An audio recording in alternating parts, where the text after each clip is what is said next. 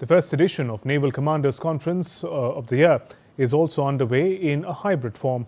Indian Defence Minister Rajnath Singh embarked at sea on Tuesday to witness the Indian Navy's ability to conduct twin carrier operations. During the inaugural session, both the aircraft carriers showcased their ability to safeguard India's maritime interests. The conference witnessed discussion on enhancing tri-service synergy and readiness in defence of the nation and mull over the roadmap for Navy in the current geopolitical scenario.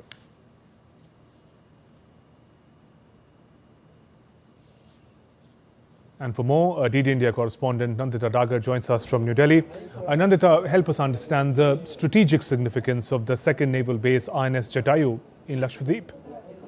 What happens, Shubhendu, with INS Jatayu is that the Indian Navy gets bigger sea legs, which means that its operational reach is enhanced. This is like a static aircraft carrier in the Arabian Sea, just like we have the Andaman and Nicobar archipelago in the east or the eastern seaboard in the Bay of Bengal. This would serve as a launch pad for Indian Navy's operations. The INS Jatayu will serve as a launch pad for Indian Navy's operations, which are currently have gathered so much of momentum in the past 4 to 5 months, ever since Israel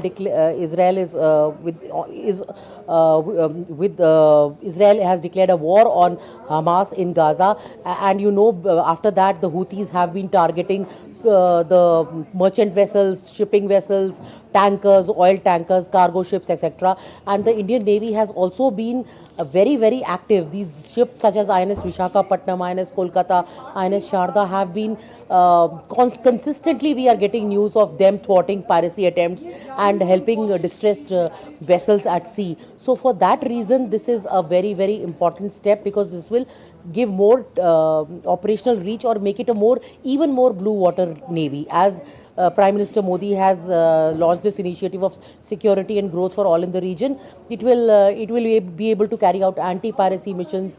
That means larger sea legs, the ability to operate from much farther away from the land. Okay, and if you talk about the second big infrastructure push, how will the Seahawks helicopter squadron enhance the operational capability of the Navy?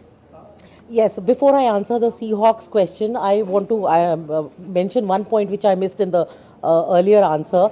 The point is that in Maldives, we do not have a very friendly government in Mohammad Muizzu's government. And that is a very pro-China government.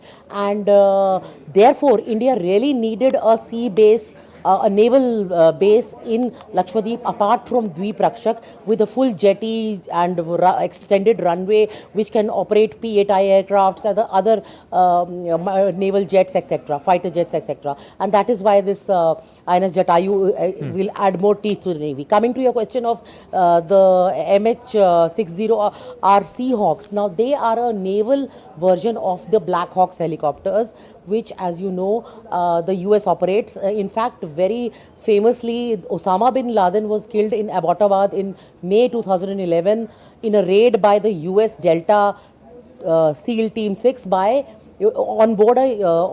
they had boarded a Black Hawk chopper. So you can just imagine how state-of-the-art avionics and navigation, sensors, equipment, weapons they have. They are armed with Hellfire missiles. They too will be able to expand the reach of the Indian Navy, because they have foldable rotor blades, foldable tail blades, and they can be embarked on a carrier, a cruiser, a small destroyer, even an aircraft carrier, of course an aircraft carrier. So they will be, and they are multi-role choppers, which means from medical evacuation to search and rescue to anti-submarine warfare. They can hunt for submarines beneath the ocean, and they can target those submarines, so giving more teeth to the Indian Navy's operational preparedness. Nanta, thank you for joining us with those updates.